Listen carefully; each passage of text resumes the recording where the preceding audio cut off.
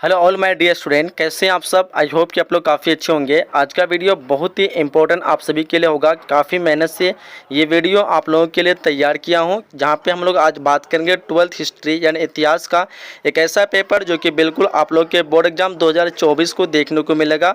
अच्छी तरह से सारे क्वेश्चन को देख लेना। बिल्कुल आप लोग 100 में 100 मार्क्स लाना चाहते हैं तो आज की वीडियो को अच्छी तरह से देखना है। यहाँ पे जितने भी क्वेश्चन कराऊंगा काफ़ी इंपॉर्टेंट तो होगा ही, और साथ ही साथ आपको ये पता चल जाए किस तरह के क्वेश्चन आपके एग्जाम में सेलेक्ट होने वाले। ठीक है, तो फटाफट से आज की इस वीडियो को आप लोग लाइक कर देंगे और अपने फ्रेंड के साथ शेयर कर देंगे ताकि उन तक भी इस वीडियो का बेनिफिट मिल सके। चलिए स्टार्ट करते हैं। हम लोग देखते हैं फर्स्ट क्वेश्चन से, और सारे क्वेश्चन को आप लोग अच्छी तरह से रिविजन करते जाना है। बिल्कुल सारे क्वेश्चन को रट लेना। ठीक है, चलिए शुरू करते हैं फर्स्ट क्वेश्चन से। हमारा फर्स्ट क्वेश्चन देखिए पूछ रखा है कि चार्ल्स मैसन ने 1826 में सर्वप्रथम किस टीले का उल्लेखन किया था। काफी लाजवाब क्वेश्चन है एंड बहुत इजी क्वेश्चन होना चाहिए। अगर आप लोग अच्छी तरह से पढ़े हो तो पता होना चाहिए। चार्ल्स मैसन 1826 में जो हड़प्पा टीले का उल्लेखन किया था, किसका? हड़प्पा टीले का। ऑप्शन ए हमारा बिल्कुल इस क्वेश्चन का करेक्ट जा रहा है। ठीक है, नेक्स्ट क्वेश्चन पूछ रखा है हड़प्पा सभ्यता में प्राप्त अवतल चक्की पर किस पुराविद ने प्रकाश डाला था। बहुत ही लाजवाब क्वेश्चन है एंड सभी को पता होना चाहिए। अर्नेस्ट जो मैके थे वो जो है अवतल चक्की पर जो है प्रकाश डाले थे। अवतल चक्की यानी हड़प्पा वासियों ने इसका इस्तेमाल जो है जड़ी बूटी बांटने में, मसाला वगैरह पीसने के लिए इस्तेमाल करते थे अवतल चक्की का। ठीक है, अवतल चक्की कुछ इस प्रकार से होता था और ये जो है जमीन से के जो है अंदर में ये आधा जो है वो दाब दिया जाता था जमीन के अंदर ताकि वो हिले नहीं, और ऊपर में जो है मसाला जड़ी बूटी वगैरह पिसाया जाता है, जिस तरह आप लोग जो है सिलबट्टा जिस तरह होता है ना उसी टाइप का। ठीक है, तो ये अर्नेस्ट मैके ने इस पर प्रकाश डाला था। चलिए क्वेश्चन करा कि राय बहादुर दयाराम शाही ने कहाँ उत्खनन कराया था। ये कराया था आपका हड़प्पा में। कहाँ पे कराया था?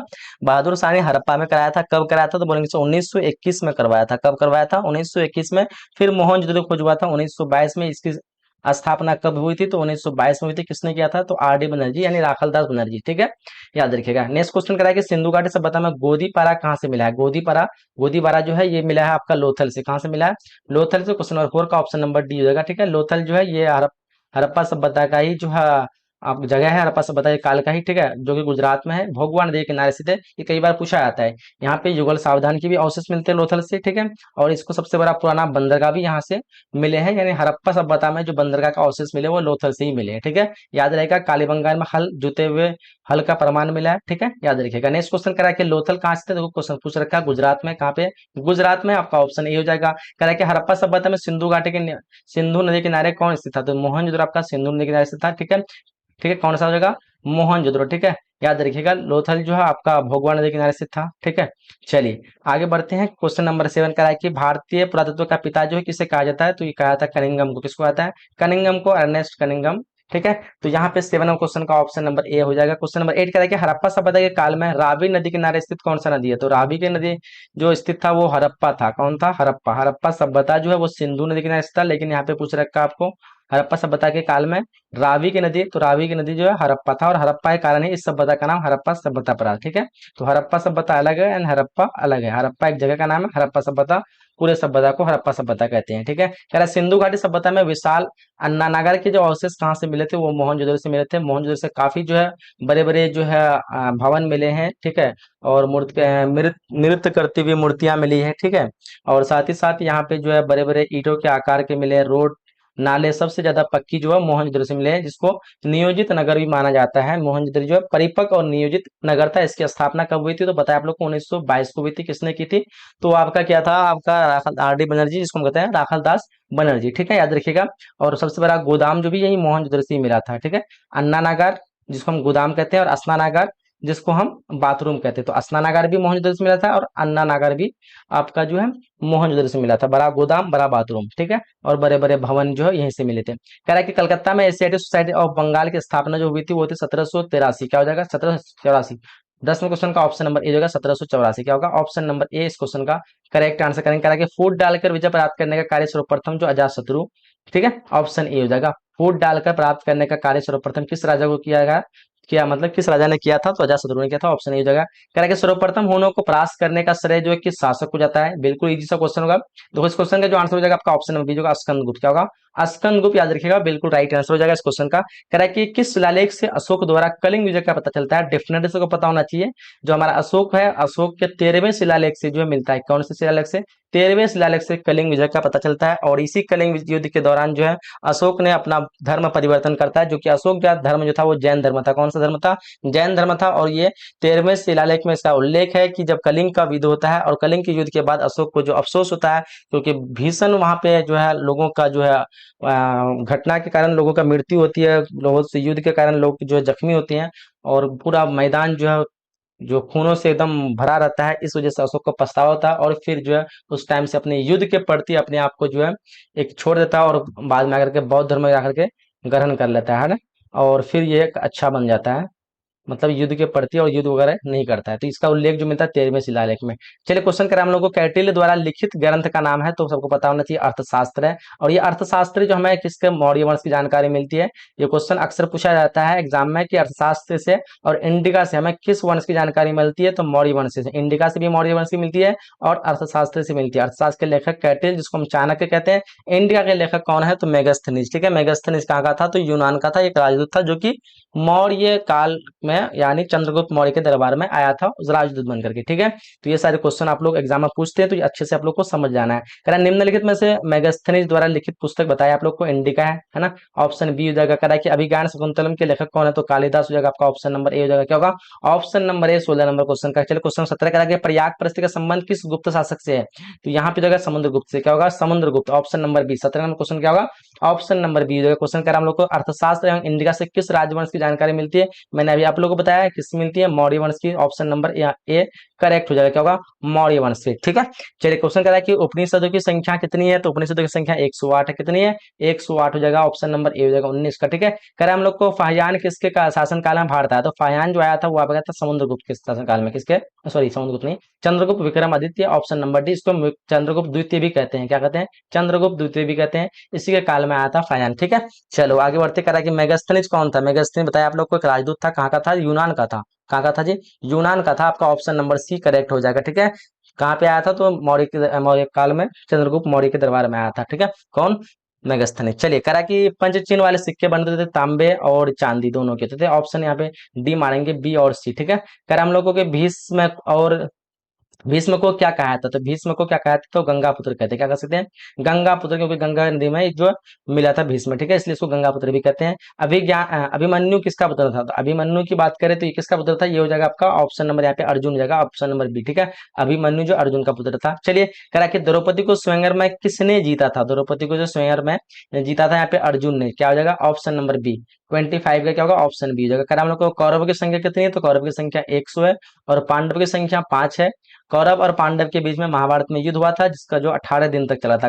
कितने दिन चला था? 18 दिन तक चला था। पांडवों की जीत हुई थी, 5 लोगों की जीत हुई थी, बाकी 100 लोग जो है कौरव थे उसकी हार हुई थी। तो कौरव की संख्या कितनी हो जाएगी? 100 हो जाएगी। चलिए कह रहा है कि महाभारत की रचना किस भाषा में की थी? तो महाभारत की रचना आपको बताया, आप लोग को नहीं पता है तो याद रखिए, संस्कृत भाषा में हुई थी। महाभारत संस्कृत भाषा में हुई थी। इसके लेखक कौन है? तो महर्षि वेद व्यास जो है महाभारत के लेखक है। याद रखिएगा, महाभारत की रचना संस्कृत भाषा में हुई थी। 18 दिनों तक महाभारत का युद्ध चला था कुरुक्षेत्र के मैदान में। बताया आप लोग को, कौरव और पांडव के बीच में कौरव की संख्या 100, पांडव की संख्या 5। याद रखिएगा। कह रहा है कि ऋग्वेदिक लोग किसकी पूजा करते थे? ऋग्वेदिक लोग जो शिव की। ठीक है, किसकी हो जाएगा? शिव की। ऑप्शन नंबर बी हो जाएगा। ठीक है, याद रखिएगा। 28 नंबर क्वेश्चन का शिव नहीं होगा, प्रकृति हो जाएगा। ऋग्वेदिक पूछ रखा है। हड़प्पा वासी लोग शिव की करता था, प्रकृति जगह आपका option number D. Option number D याद रखिएगा, हड़प्पा वासी लोग शिव की करता था और ऋग्वेदिक लोग जो है प्रकृति करता था। चलिए करेगा हम लोग को नाथु मुनि का संबंध जो किससे है? नाथु मुनि का संबंध जो हमारा जाएगा वो हो जाएगा किससे हो जाएगा? शैव धर्म से, वैष्णव धर्म से। तो देखो इस क्वेश्चन का आंसर होना चाहिए बौद्ध धर्म से। ऑप्शन नंबर बी हो जाएगा। क्या होगा? नाथुन का संबंध बौद्ध धर्म से। कह रहा है कि सुत्त पिटक किस धर्म से संबंधित है? सुत्त पिटक की बात करें तो सुत्त पिटक जो है त्रिपिटक का भाग है। ठीक है, विनय पिटक, धम्म पिटक। तो ये जो है सुत्त पिटक, ये 3 भाग है बौद्ध धर्म के। किसके? बौद्ध धर्म के। बौद्ध धर्म के 3 भाग, जिसको हम कहते हैं त्रिपिटक। और त्रिपिटक में से एक है सुत्त पिटक, और दूसरा है आपका धम्म पिटक, अभिधम्म पिटक, और तीसरा है विनय पिटक। चलिए कह रहा है हम लोग को कि महात्मा बुद्ध का बचपन का नाम? तो बचपन का नाम सिद्धार्थ था। महात्मा बुद्ध पूछ रहेगा, वर्धमान हो जाएगा। ठीक है, ऑप्शन ए हो जाएगा। और अच्छा, महात्मा बुद्ध पूछ रहा है। Siddharth correct answer option B जगह, ठीक है। वर्धमान तो आपका महावीर स्वामी का था, महावीर स्वामी का बचपन का नाम वर्धमान, ऑप्शन ए पूछिए अगर महावीर स्वामी, लेकिन महात्मा बुद्ध पूछ रखा है तो सिद्धार्थ ऑप्शन बी जगह, है ना। चलो नेक्स्ट करा हम लोग का, प्रथम बौद्ध संगीति किस शासक के काल में हुआ था। 32 नंबर क्वेश्चन देखिए, प्रथम बौद्ध संगीति की बात करें अजातशत्रु काल में हुआ था, कब हुआ था बताओ। डेट आप लोग कमेंट बॉक्स में बताना अगर पता है तो, ठीक है। अजातशत्रु के काल में हुआ था। कर हम लोग को कि महावीर ने पार्श्वनाथ में एक नया सिद्धांत जोड़ा था, वो कौन सा सिद्धांत था, सबको पता होना चाहिए। ब्रह्मचर्य था, वो कौन सिद्धांत था, वो ब्रह्मचर्य था, जो कि महावीर ने पार्श्वनाथ के सिद्धांत पे एक नया सिद्धांत जोड़ा था ब्रह्मचर्य के नाम से। आगे क्वेश्चन करा हम लोग को कि प्राचीन भारत में धम्म की शुरुआत किस शासक ने की। देखो धम्म क्या था कि बौद्ध धर्म जो है अशोक ने अपनाया था, और अशोक ने बौद्ध धर्म का प्रचार करना ही धम्म कहलाते हैं, यानी अशोक ने बौद्ध धर्म के प्रति जो भी प्रचार किया उसी को अशोक का धम्म कहलाते हैं। तो धम्म की शुरुआत किसने किया था, अशोक ने किया था, ऑप्शन बी हो जाएगा, ठीक है। कर हम लोग को कि बुद्ध चरित्र की रचना किसने की थी, तो बुद्ध चरित्र की रचना जो अश्वघोष, ऑप्शन नंबर बी जो है क्या होगा। 35 नंबर क्वेश्चन का ऑप्शन नंबर बी होगा। चलिए कर हम लोग को प्रथम जैत संगीति कहाँ हुई थी। प्रथम जैत संगीति की बात करें तो ये हमारा होता है पाटलिपुत्र में। कहाँ हुआ था, पाटलिपुत्र, याद रखिएगा पाटलिपुत्र में प्रथम जैन संगीति, प्रथम, ठीक है, याद रखिएगा। प से प्रथम और प से पाटलिपुत्र, ठीक है, जैन संगीत याद रखिएगा। चलिए नेक्स्ट क्वेश्चन करें हम लोग को कि पावपुरी का संबंध जो किस धर्म से है। पावपुरी का संबंध जो है किस धर्म से, तो पावपुरी का संबंध जो हमारा, हाँ पावापुरी जो है हमारा जैन धर्म से, जैन धर्म में कोई मतलब जैन धर्म में ही जो है पावापुरी का संबंध है। 37 नंबर क्वेश्चन का ऑप्शन बी जगह। कर हम लोग को कि कादम्बरी के लेखक कौन है, तो कादम्बरी के लेखक वान भट्ट हो जाएगा, ऑप्शन नंबर ए, ठीक है, वान भट्ट ऑप्शन नंबर ए हो जाएगा इस क्वेश्चन का आंसर। नेक्स्ट कर हम लोग को बास बनना किस आंदोलन, तो बास बनना जो है वीरशैव लिंगायत आंदोलन, ऑप्शन नंबर डी हो जाएगा। वीरशैव लिंगायत आंदोलन के शुरू किया था बास बनना, उसी के जनक थे, ठीक है, याद रखिएगा वीरशैव लिंगायत, 39 का ऑप्शन नंबर डी जगह। नेक्स्ट क्वेश्चन कर हम लोग को कि आईने अकबरी कितने भागों में व्यक्त है, तो आईने अकबरी हमारा जो है वो 5 भागों में, कितने भागों में, 5 भागों में। आईने अकबरी अकबरनामा का भाग है, किसका भाग है जी, अकबरनामा का भाग है। अकबरनामा हमारा कितने भागों में है, तो अकबरनामा हमारा जो है 3 भागों में, कितने भागों में, 3 भागों में। इसमें तीसरा का नाम है आईने अकबरी, क्या नाम है, आईने अकबर तीसरा का नाम है, और ये आईने अकबरी कितने भागों में है, तो ये आईने अकबरी 5 भागों में, ठीक है, याद रखिएगा। नेक्स्ट क्वेश्चन कर हम लोग को कि आईने अकबरी के अनुसार भूमि को कितने भागों में बांटा गया, तो भूमि को 4 भागों में बांटा गया, कितने भागों में, 4 भागों में बांटा गया आईने अकबरी के अनुसार। अकबर के काल में जो भूमि जो है 4 तरह की भूमि थे, ठीक है, कुछ भूमि था जिसमें पड़ती रखाया था, कुछ भूमि जो है किस 2 बार 3 बार फसल था, कुछ भूमि में 1 बार होता। तो इस आधार पर जो 4 तरह की भूमि बांटा गया था किसके अनुसार, आईने अकबरी के अनुसार, ये चीज वर्णन की गई है। करा क्वेश्चन नंबर 45 की टोडरमल अकबर के दरबार में क्या था, तो टोडरमल की बात करें तो अकबर के दरबार में किस तरह से था, तो ये था वित्त मंत्री, जिसको हम टैक्स मंत्री कहते हैं, क्या कहते हैं, टैक्स फाइनेंस मंत्री, यानी पैसों का लेखा जोखा करने वाला जो मैनेजर होता है ना, जो पैसे वैसे का कहाँ कितना कर्ज है, किसको देना है किसको नहीं देना है, कौन टैक्स दिया कौन नहीं दिया, कौन हमें मतलब कितना नाफा दे रहा है, किस समय कितना नुकसान हो रहा है, ये सारे चीज का जो मैनेजर था वो था वित्त मंत्री, कौन था, टोडरमल था, ठीक है, याद रखिएगा। चलिए आगे देखते हैं हम लोग, क्वेश्चन नंबर 43 पूछ रखा है, आईने अकबरी में किसके शासन का वर्णन है। आईने अकबरी में जो है किसके शासन का वर्णन है, तो अकबर के, सबको पता होना चाहिए, ऑप्शन नंबर बी जगह, अकबर के शासन का, ठीक है। चलिए आगे बढ़ते कराए कि कुतुब मीनार कहाँ स्थित है, तो कुतुब मीनार हमारा जगह कहाँ पे जगह, तो कुतुब मीनार दिल्ली में जगह, ऑप्शन सी, ठीक है। 44 का क्या होगा, ऑप्शन नंबर सी जगह। कर हम लोग को हुमायूं नामा का अंग्रेजी अनुवाद किसने किया था, तो यहाँ पे किया था आपका एएस वेवरिज, ठीक है, कहेंगे हेनरी वेवरिज भी रहता है, ऑप्शन ए मार देंगे। कर हम नेक्स्ट क्वेश्चन की मुगल दरबार में अभिवादक का तरीका निम्न में से कौन सा था। देखो यहाँ पे 46 नंबर क्वेश्चन का जो करेक्ट आंसर की बात करेंगे तो ऑप्शन नंबर डी जो है ये सभी क्या होगा, ये सभी, ऑप्शन नंबर डी, कॉनिस, सिजदा, पायबोस, ये सभी था, ठीक। चलिए क्वेश्चन कराया कि आइन अकबर ने दीन इलाही कब शुरू किया था, देखो दीन इलाही जो शुरू किया था 1581 को हो जाएगा, ऑप्शन डी होगा। 47 का क्या होगा, ऑप्शन नंबर डी होगा। देखो दीन इलाही क्या है कि बेसिकली जो अकबर ने अलग अलग धर्मों पे जो है पढ़ा, बौद्ध धर्म हो गया, जैन धर्म हो गया, हिंदू धर्म हो गया, सिख, अलग अलग धर्मों में से जो है जो भी चीज उसको अच्छाई लगा कि हाँ इस धर्म की ये बात अच्छी है, इस धर्म की ये बात अच्छी है, उन सभी को लेकर के एक नया धर्म बनाया जिसका नाम रखा वो दीन इलाही, और यही दीन इलाही जो चलाना शुरू कर दिया और सबको बोला कि चलो दीन इलाही फॉलो करो, छोटो सा अपने अपने धर्म, मैं जो धर्म बता रहा हूँ वो फॉलो करो, तो वही था दीन इलाही अकबर द्वारा, ठीक है। कब, तो 1581 को शुरू हुआ था। कह रहा है कि गुलबदन बेगम कौन थी, तो गुलबदन बेगम की बात करें तो ये हो जाएगा हमारा लेखिका, क्या होगा, लेखिका, ऑप्शन नंबर सी जो क्या होगा, option number C correct answer हो जाएगी, ठीक है। चलिए कह रहा है कि मुगल चित्रकला किसके समय चरमोत्कर्ष पर थी, मुगल चित्रकला किसके समय चरमोत्कर्ष पर थी, बाबर होगा, अकबर होगा, जहांगीर होगा, शाहजहां होगा। तो 49 नंबर क्वेश्चन का करेक्ट आंसर की बात करें तो क्या आ जाएगा 49 का, बिल्कुल सभी का आंसर होना चाहिए ऑप्शन नंबर सी, जहांगीर, ठीक है। जहांगीर काल के मुगल चित्रकला थी, और एक पता है स्थापत्य कला, तो स्थापत्य कला शाहजहां के काल में, ठीक है। तो स्थापत्य कला किसके समय पे चरमोत्कर्ष पर था, तो वो शाहजहां हो जाएगा। मुगल चित्रकला जहांगीर, याद रखिएगा। कह रहा हम लोग को तुजुक ए जहांगीरी किसने लिखा था, बताओ। 50 नंबर क्वेश्चन पूछ रखा है। तुजुक ए बाबरी तुजुक ए जहांगीरी जो लिखा है वो लिखा है आपका जहांगीर खुद ने लिखा है। ऑप्शन सी हो जाएगा। कह रहा है कि मुमताज महल किसकी पुत्री थी। 51 नंबर क्वेश्चन पूछ रहा है मुमताज महल, तो ये हो जाएगा हमारा आसफ खां की, किसकी, आसफ खां, ऑप्शन ए हो जाएगा। नेक्स्ट करा कि औरंगजेब ने अपने जीवन का अंतिम भाग भारत के किस क्षेत्र में व्यतीत किया था, तो 52 नंबर क्वेश्चन का जो आंसर होगा ऑप्शन सी होगा, दक्षिण भारत। क्या होगा, ऑप्शन सी इस क्वेश्चन का करेक्ट हो जाएगा। करके पानीपत के प्रथम युद्ध प्रथम युद्ध में किसकी पराजय हुई थी, तो 53 नंबर क्वेश्चन का आंसर बी हो जाएगा, इब्राहिम लोदी की। क्या हो जाएगा, इब्राहिम लोदी, ठीक है। चलिए करा कि किस प्रशासकीय सुधार के लिए शेरशाह विशेष तौर पर जो जाना जाता है, तो ध्यान रखें ये हो जाएगा आपका यहाँ पे क्या होगा, 54 नंबर क्वेश्चन का ऑप्शन बी जगह, भूमि सुधार व्यवस्था के लिए, भूमि सुधार व्यवस्था के लिए। चलिए खैर, हम लोग को ताजमहल किसकी याद में बनवाया था, तो सबको पता है मुमताज की याद में, ऑप्शन ए हो जाएगा, है ना। ऑप्शन नंबर ए इस क्वेश्चन का करेक्ट होगा। हुमायूं का मकबरा कहाँ है, हुमायूं का मकबरा, माँ का दिल क्या होता है, बड़ा होता है, तो दिल्ली हो जाएगा, ऑप्शन नंबर सी, है ना। मकबरा, मकबरा में क्या हो गया, बड़ा, किसका दिल बड़ा होता है जी, तो माँ का। तो माँ किस में आया, तो हुमायूं में आया, है ना। तो इस तरह याद रख सकते हैं, हुमायूं का मकबरा कहाँ पे है, दिल्ली में है। चलो, थोड़ा लॉजिक लगाना पड़ता है। चलो करा कि हरिहर एवं बुक्का ने कब विजयनगर साम्राज्य की स्थापना की थी, बताओ। तो 1336 को की थी, कब की थी, 1336, ऑप्शन नंबर बी हो जाएगा, ठीक है। चलो, हरिहर बुक्का ने 1336 को विजयनगर की स्थापना किया, और विजयनगर का महानतम शासक कभी कभी पूछा जाता है, तो कृष्ण राय जो है महानतम शासक था। हरिहर बुक्का जो है वो संगम वंश के थे, किसके वंश के थे, कौन से वंश के, संगम वंश के। और हरिहर बुक्का संगम वंश के, और देवराय कृष्ण तुलु वंश के। चलो, कर हम लोग को हम्पी किस राज्य से संबंधित है, हम्पी की बात करें तो विजयनगर साम्राज्य से, ऑप्शन सी हो जाएगा। चलिए कर हम लोग को आयंगर व्यवस्था संबंधित है, ये कहाँ जगह, विजयनगर साम्राज्य से, ऑप्शन नंबर सी हो जाएगा। कर हम लोग को विजयनगर साम्राज्य द्वारा सेवा के दिए जाने वाला भूमि जो क्या कहलाता था, तो सेवा में दिए जाने वाला भूमि जो कहलाता था वो कहलाता था अमरन। क्या कहलाता था, अमरम, ऑप्शन डी हो जाएगा इस क्वेश्चन का। कह कि विजयनगर में मंदिर के प्रवेश द्वार को क्या कहते थे, मंदिर के जो प्रवेश द्वार होते थे वो बड़े बड़े बनाए जाते थे, और इसकी पहचान जो है मंदिर के प्रवेश द्वार से ही होती थी, जिसको हम गोपुरम के नाम से जानते हैं। किसको, मंदिर के प्रवेश द्वार को गोपुरम, ठीक है। इसकी सबसे कला यही थी कि मंदिर के प्रवेश द्वार जो बहुत बड़े बड़े होते थे, जिसको हम गोपुरम के नाम से जानते हैं। तो क्या हो जाएगा आंसर, डी हो जाएगा। कह रहा कि महाराष्ट्र के संत कौन थे, ये सभी हो जाएगा, रामानंद, तुकाराम, ज्ञानेश्वर, ये सभी जो है महाराष्ट्र के संत थे, ठीक है। दादू का संबंध था किससे था, दादू का संबंध जो है कहाँ से था, बताओ। 63 नंबर क्वेश्चन का आंसर हो जाएगा आपका, दादू का संबंध राजस्थान, ऑप्शन नंबर ए मार देंगे।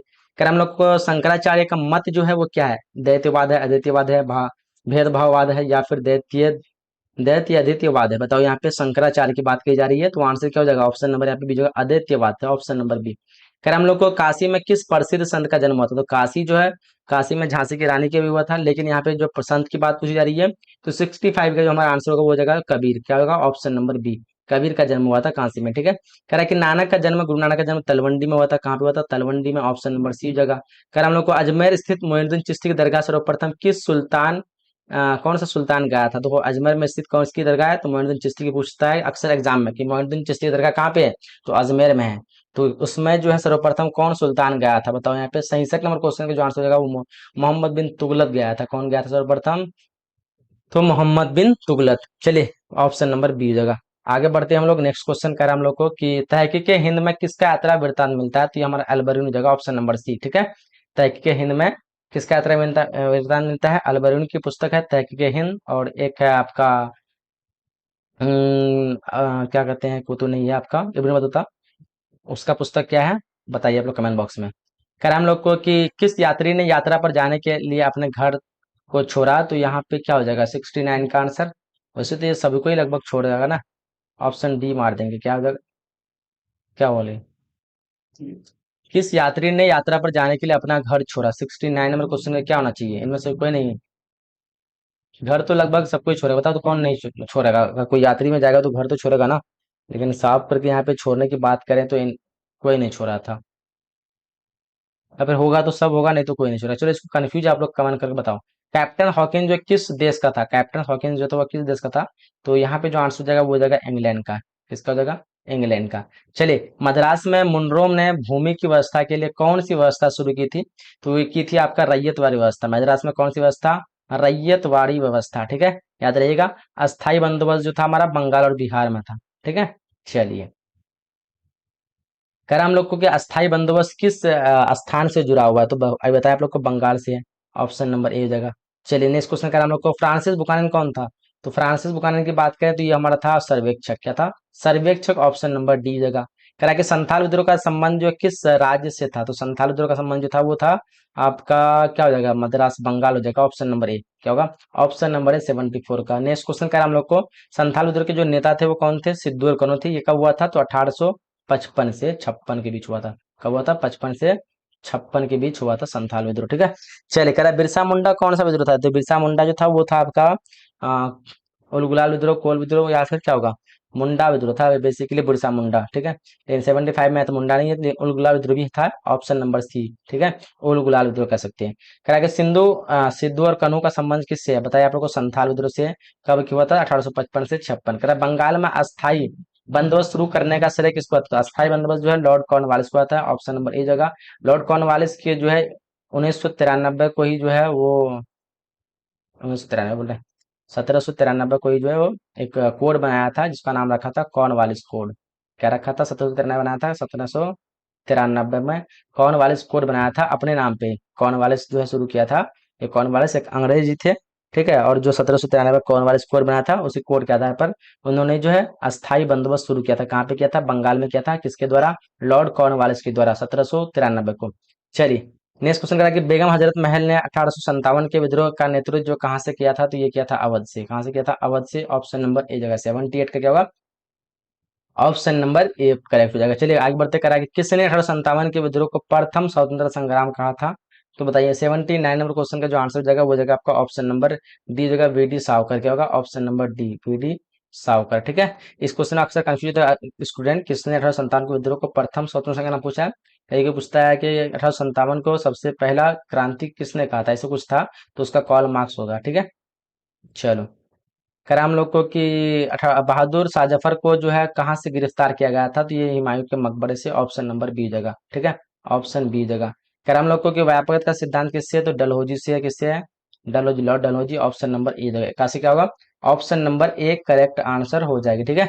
चलिए आगे बढ़ते हैं, नेक्स्ट क्वेश्चन कह रहा हम लोग को सात द्वीपों का नगर किससे कहा था, सात द्वीपों का नगर बम्बई को कहते हैं, किसको कहते हैं, बम्बई को, आपका ऑप्शन नंबर ए करेक्ट होगा। कह रहा है कि विक्टोरिया मेमोरियल जो है किस शहर में स्थित है, विक्टोरिया मेमोरियल जो है ये आपका हो जाएगा बम्बई होगा, क्या होगा, बम्बई होगा, नहीं होगा, बम्बई नहीं होगा, आपका कोलकाता में होगा, कलकत्ता, ऑप्शन नंबर बी, ठीक है, ऑप्शन नंबर बी याद रखिएगा।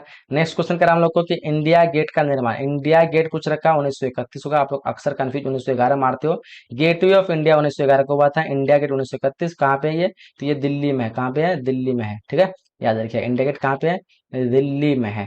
चलिए और गेटवे ऑफ इंडिया मुंबई में। वास्को डी गामा भारत कब आया था, तो आया था 1498, सबसे पहले कहाँ पे पहुंचा था, तो ये कलकत्ता, दिल्ली, मद्रास, इनमें से कोई नहीं, इनमें से कोई नहीं, ऑप्शन नंबर डी होगा। 85 का क्या होगा, ऑप्शन नंबर डी होगा।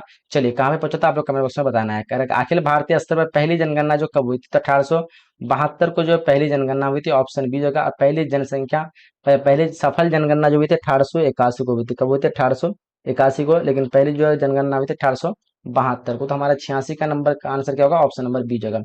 नेक्स्ट कर हम लोग को कि चौराचौरी जो है किस राज्य में है, तो चौराचौरी हमारा उत्तर प्रदेश में, ऑप्शन नंबर बी जगह क्या होगा, 87 का आपका ऑप्शन नंबर बी जगह, चौराचौरी जो हत्याकांड हुआ था, ठीक है, असहयोग आंदोलन के समय हो रहा था, और उस टाइम पे जो है अंग्रेजों को लोग जो है कुछ जी जबरदस्ती करे, तो भारतीय गुस्सा में आकर के अंग्रेज के पुलिस कर्मियों की जाके ऑफिस में आकर के थाना वगैरह में जाके आग वगैरह लगवा दिया, पुलिसकर्मी की बहुत ज्यादा जो है लोग जल गए जिंदा, और इस वजह से ये घटना चौराचौरी के नाम से जाने जाते हैं, ठीक है।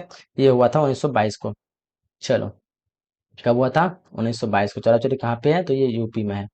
कह रहा है कि 1917 में गांधी जी के किसके अनुरोध पर चंपारण गए थे, ये राजकुमार शुक्ल के, राजकुमार शुक्ल, बिहार में चंपारण जगह है, ठीक है, जहाँ पे कब गए थे, 1917 को गए थे, किसके लिए, तो बिहार में जो जबरन जो है नील की खेती करवाया जाता था अंग्रेजी द्वारा, और नील की खेती ऐसा होता था कि जिसमें 3 कट्ठा अंग्रेज को देना पड़ता था, 1 कट्ठा जो किसान को दिया जाता, और वो नील की खेती होने के बाद वो खेत की जो उपजाऊ जो खत्म हो जाती, खेत बर्बाद होता था। इस तरह किसान चाहता नहीं था कि खेती भी करे, खेत भी बर्बाद हो रहा है, ऊपर से जो है 3 कट्ठा अंग्रेज ले रहा है, 1 ही कट्ठा दे रहा है, तो इस वजह अन्याय हो रहा था। तो फिर राजकुमार शुक्ल ने बुलाया था महात्मा गांधी, जो 1917 में गांधी जी ने राजकुमार शुक्ल के अनुरोध में गया था, ठीक है। क्या जालियांवाला बाग जो है भारत के किस राज्य में स्थित है, तो जालियांवाला बाग भारत के जो है बंगाल, पंजाब में होगा, ऑप्शन नंबर ए क्या होगा, 89 का ऑप्शन नंबर ए हो जाएगा। चलिए आगे बढ़ते हैं। नेक्स्ट क्वेश्चन, क्वेश्चन नंबर 90 का हम लोग को, काला कानून किसे जानते थे? रौलक एक्ट को जानते हैं, जो कि 1919 का अधिनियम था, जो कि अंग्रेजों द्वारा होता है। किसके द्वारा था? अंग्रेजों द्वारा था। 1919 में एक कानून लाया गया था जिसको काला कानून कहते हैं। एक 1919 का अधिनियम भारत के द्वारा था, ठीक है। इसको क्या कहते हैं, अलग नाम है, ठीक है। क्या इसे है नाम, अभी कन्फर्म मुझे याद नहीं आ रहा है, ठीक है। तो याद रखिएगा, 1919 का अंग्रेजों द्वारा जो कानून लाया गया था उसको रौलक एक्ट कहते हैं, और 1919 का अधिनियम अलग है, ठीक है। चलो आगे बढ़ते हैं। क्वेश्चन का नाम है, भारत छोड़ो आंदोलन कब हुआ था? अच्छा, ये स्वराज दल की स्थापना किस वर्ष हुई थी? 91 नंबर क्वेश्चन का जो आंसर होगा वो हो जाएगा 1923 को। ऑप्शन नंबर ए हो जाएगा स्वराज दल की स्थापना। भारत छोड़ो आंदोलन 1942 को। ऑप्शन नंबर सी इस क्वेश्चन का करेक्ट होगा। करा कि सिंगापुर में सुभाष चंद्र बोस ने किस संगठन किया था? तो forward block. Option number B हो जाएगा, क्या होगा 93 का? ऑप्शन नंबर बी नहीं होगा, आजाद हिंद फौज होगा। Option number A, option number A इस क्वेश्चन का करेक्ट होगा, ठीक है। चलिए, क्या हम लोग को 1938 से 1949 में भारतीय राष्ट्रीय कांग्रेस के अध्यक्ष कौन थे? तो Subhash Chandra Bose. Option number D हो जाएगा इसका। क्या कि सीधी कार्रवाई की धमकी किसने दी थी? मुस्लिम लीग ने। ऑप्शन नंबर बी जो है क्या होगा? Option number B. Next question आगे, भारतीय स्वतंत्रता के समय ब्रिटेन में किस दल की सरकार थी? तो देखो 96 में क्वेश्चन का जो आंसर हो जाएगा आपका ऑप्शन नंबर ए होगा, लेबर पार्टी। क्या होगा? ऑप्शन नंबर ए इस क्वेश्चन का करेक्ट होगा। करा कि स्वतंत्र भारत के अंतिम गवर्नर जनरल कौन थे? तो 97 का जो आंसर हो जाएगा वो हो जाएगा आपका ऑप्शन नंबर यहाँ पे कीजिएगा सी राजगोपालचारी, सी हो जाएगा, ठीक है। Option number C. अगर हम लोग को कि भारत के संविधान का पिता किसे कहते हैं? तो पिता जो कहते हैं राजेंद्र प्रसाद को नहीं कहते हैं, यहाँ पे हो जाएगा आपका भीमराव अंबेडकर को संविधान का पिता कहते हैं। ऑप्शन नंबर डी हो जाएगा। चलिए क्वेश्चन नंबर 19 का, भारतीय संविधान के अनुसार संप्रभुता जो निहित है वो किस चीज में निहित है? किस में निहित है? संविधान में, या फिर राष्ट्रपति के पास, न्यायपालिका के पास, या प्रधानमंत्री के पास? बताओ यहाँ पे। 99 का जो आंसर हो जाएगा वो हो जाएगा आपका ऑप्शन नंबर डी हो जाएगा, संविधान में। कहाँ पे? संविधान में। ऑप्शन नंबर डी करेक्ट होगा। लास्ट क्वेश्चन का हम लोग को, स्वतंत्र भारत के प्रथम प्रधानमंत्री कौन थे? तो प्रथम प्रधानमंत्री पंडित जवाहरलाल नेहरू हो जाएगा। तो यहाँ पे हमारा ऑप्शन नंबर डी करेक्ट हो जाएगा, ठीक है। तो इस तरह हम लोगों ने जो है आज के सेशन में 100 जो है एमसीक्यू ऑब्जेक्टिव क्वेश्चन को कवर किए हैं। आई होप कि आप लोग को काफी मजा आया होगा। नहीं है तो अगर आप लोग दोबारा फिर से देख लिए मजा आ जाएगा, और अच्छी तरह से देखेंगे एक एक क्वेश्चन आप लोग के लिए काफी लाजवाब इंपोर्टेंट होगा। यही सारे प्रश्न जो कि सीधे सीधे आप लोग को देखने को मिलेंगे। इसका पीडीएफ लेने के लिए डिस्क्रिप्शन में नंबर दिया हुआ है, फिर नंबर दिख रहा होगा, शो करा, आप लोग कॉल करेंगे। कोर्स में ज्वाइन होना है तो कॉल कर सकते हैं। यहाँ पे सब्जेक्ट ऑब्जेक्टिव सारा कंप्लीट आप लोग को मिलने वाला है, ठीक है। तो यहीं तक हम लोग इस क्लास को एंड करते हैं। मिलते हैं अगले सेशन में, अगले क्लास में। जब तक के लिए जय हिंद, जय Bharat and thanks for watching.